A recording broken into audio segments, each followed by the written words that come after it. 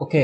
तो मेरा नाम हर्ष चौधरी है और अब से मैं आपको जापानीज़ लैंग्वेज पढ़ाऊँगा। So let's get started. I hope white screen दिख रही होगी। या so welcome to your first Japanese class.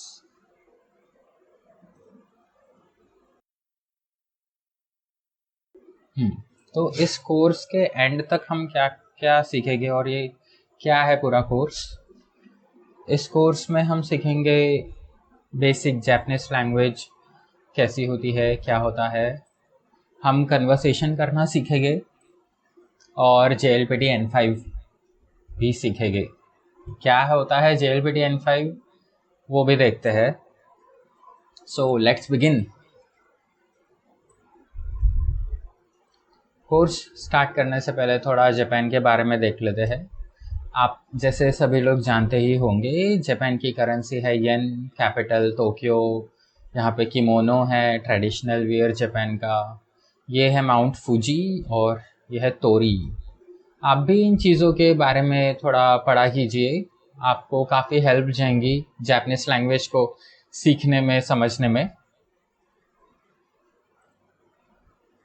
हाँ, पॉपुलेशन है 125 मिलियन, बट ये 2023 की बात है। करंट पॉपुलेशन अभी गूगल पे अवेलेबल नहीं है ना। JLPT क्या होता है? सो JLPT होता है जापानीज़ लैंग्वेज प्रोफिशिएंसी टेस्ट। ये एक टेस्ट बनाई गई है फॉरेनर्स के लिए जो जापानीज़ लैंग्वेज सीखते हैं और उनकी एबिलिटी को, उनकी प्रोफिशिएंसी को दिखाने के लिए ये एक टेस्ट होता है। ठीक है, इसे कंडक्ट करता है जापान फाउंडेशन। सो ये पूरे साल में 2 बार होती है, जुलाई एंड दिसंबर के फर्स्ट संडे को। हाँ, जुलाई एंड दिसंबर के फर्स्ट संडे को। सो जुलाई वाले फॉर्म्स तो चले गए, सो डिपेंड करता है आप जब भी ये वीडियो देख रहे हो। नाउ इसके फॉर्म वगैरह कैसे भरना है वो भी आपको एक वीडियो में मैं आपको बता दूंगा, so don't worry about that. JLPT में रहता क्या है? JLPT में 5 लेवल्स रहते हैं, N5, N4, N3, N2, N1। हम हैं N5 पर, हम नहीं हैं N5 पर, हम स्टार्ट करने वाले हैं N5। ठीक है, हमें जाना है। मेरी पूरी कोशिश रहेगी कि मैं आपको एटलीस्ट N3 तक पढ़ा दूँ इस वीडियो सीरीज़ में।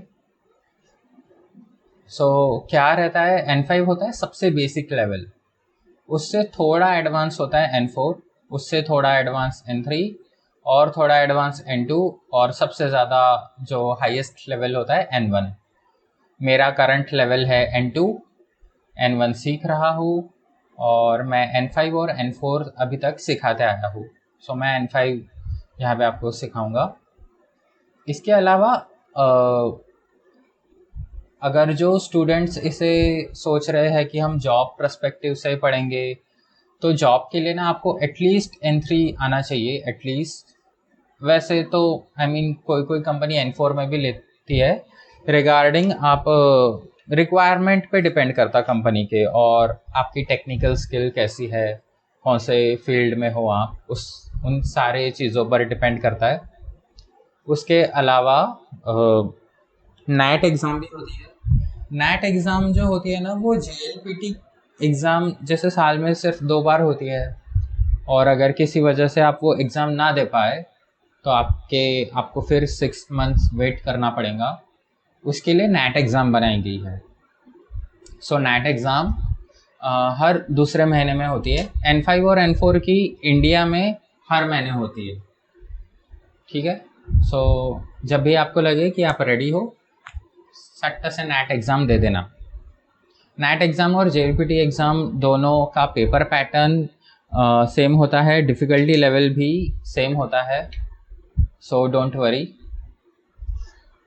नाउ थोड़ा जापानीज़ लैंग्वेज के बारे में देखते हैं। जापानीज़ लैंग्वेज में ना बेसिकली 3 स्क्रिप्ट्स रहते हैं, हिरागाना, काताकाना, कांजी। इन तीनों स्क्रिप्ट्स को मिला के जापानीज़ लैंग्वेज बनी है। Hiragana, katakana, kanji. सो जो हिरागाना होता है वो नेटिव जापानीज वर्ड्स के लिए यूज़ होता है। काताकाना जो होता है वो फॉरेन वर्ड्स के लिए यूज़ होता है। एंड कांजी जो है वो पिक्टोरियल लैंग्वेज है। हम स्टार्ट हिरागाना से करेंगे, धीरे धीरे हम काताकाना भी पढ़ेंगे और उसके बाद कांजी भी हम धीरे धीरे पढ़ते जाएंगे। यहाँ पे एक सेंटेंस लिखा है कि मैं टेलीविज़न देखता हूँ। तो ये सेंटेंस जब जापानीज़ में लिखा गया है ना, तो इसमें आप देख सकते हो, अगर नहीं पता होगा तो इसमें ना हिरागाना, काताकाना एंड कांजी सब कुछ एक साथ यूज़ हुआ है। तो ऐसा नहीं हो सकता कि सिर्फ आपको हिरागाना पढ़ लिए तो हमारा काम चल जाएगा, सब कुछ ही पढ़ना होगा।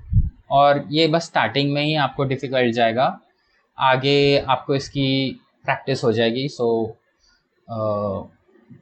इतना कुछ माइंड मत करना। ना हम पढ़ेंगे कैसे, तो हम सबसे पहले जापानीज़ में बात करना सीखेंगे।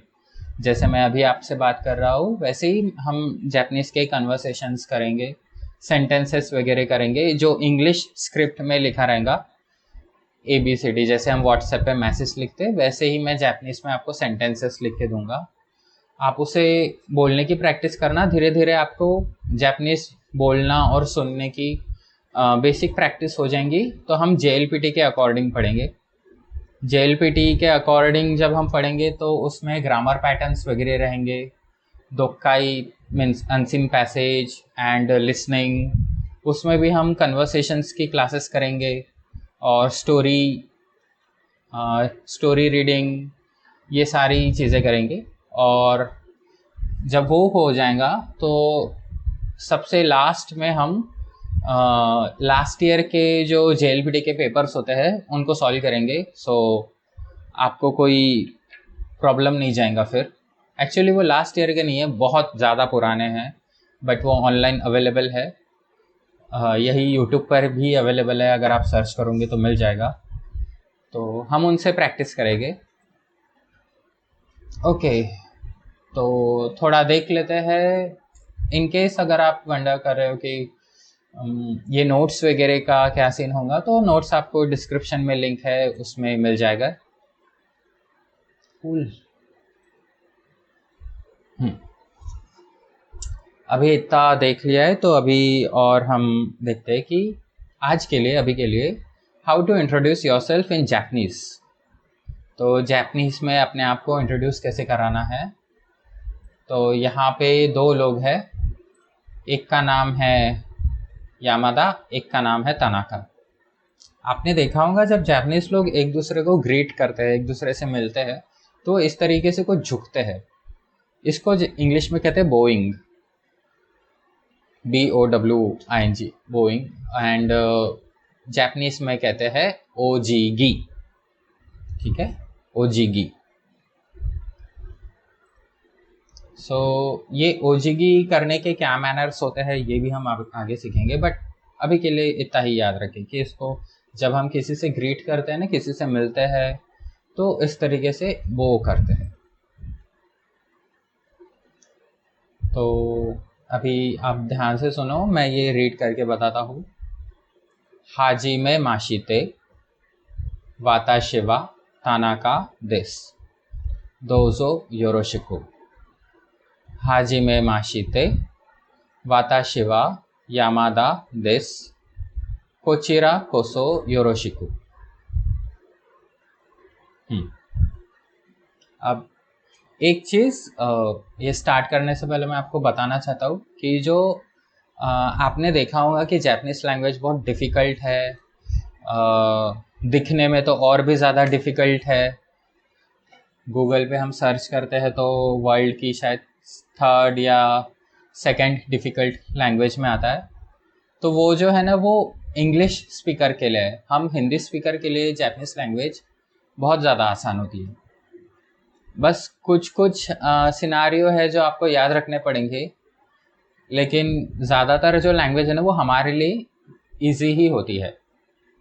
सो इजी कैसे होती है कि जो हिंदी का सेंटेंस पैटर्न रहता वो जापानीज के सेंटेंस पैटर्न से एग्जैक्टली सिमिलर है।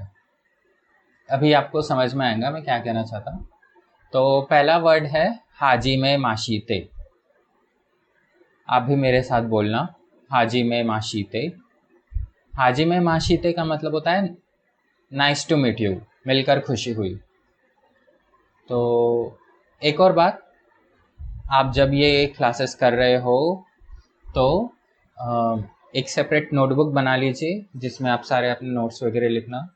ऐसे ही अगर कैजुअली दिख रहे हो तो बात अलग है, लेकिन अगर सीरियसली करना चाहते हो तो एक सेपरेट नोटबुक रजिस्टर वगैरह ले लीजिए। तो हाजी में माशीते जो होता है उसका मतलब होता है नाइस टू मीट यू।